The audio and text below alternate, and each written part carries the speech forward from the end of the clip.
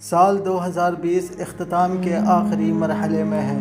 یہ سال نہ صرف ہندوستان بلکہ پوری دنیا کے لیے ایک مشکل ترین سال ثابت ہوا۔ عالمی وبا کرونا نے صحت، ثقافت، سیاحت اور معیشت پر زوردار وار کیا، جس کی وجہ سے ہمیں مختلف دشواریوں سے گزرنا پڑا۔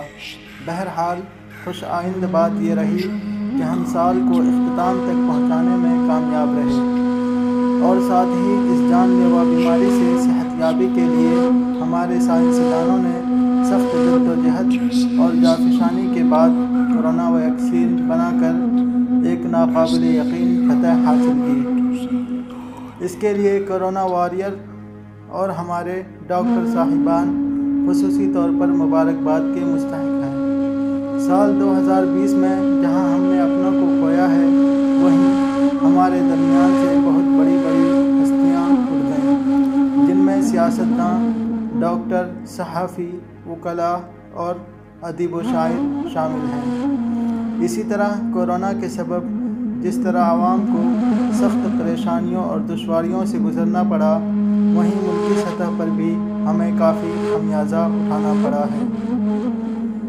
تمام آسانیاں اور پریشانیاں سب اللہ کی طرف سے ہوتی ہے۔ ہم اس بات پر یقین کرتے ہوئے صبر کا دامن تھامے رکھیں اور مستقبل کے لیے مضبوط لائحہ عمل تیار کریں۔ کورونا سے جہاں پریشانیوں کا سامنا کرنا پڑا، وہیں کچھ ایسی باتیں بھی منظر عام پر آئیں جن کو فراموش نہیں کیا جا سکتا۔ مثال کے طور پر ہمارے مزدور بھائی اور غریب طبقے کے لوگوں نے جس طرح مشکل ترین دنوں کا سخت مقابلہ کیا، اس میں ہمارے اساتذہ اور بچے بھی شامل ہیں، جنہوں نے تعلیمی میدان میں رونما ہونے والے ہر چیلنج کو قبول کیا۔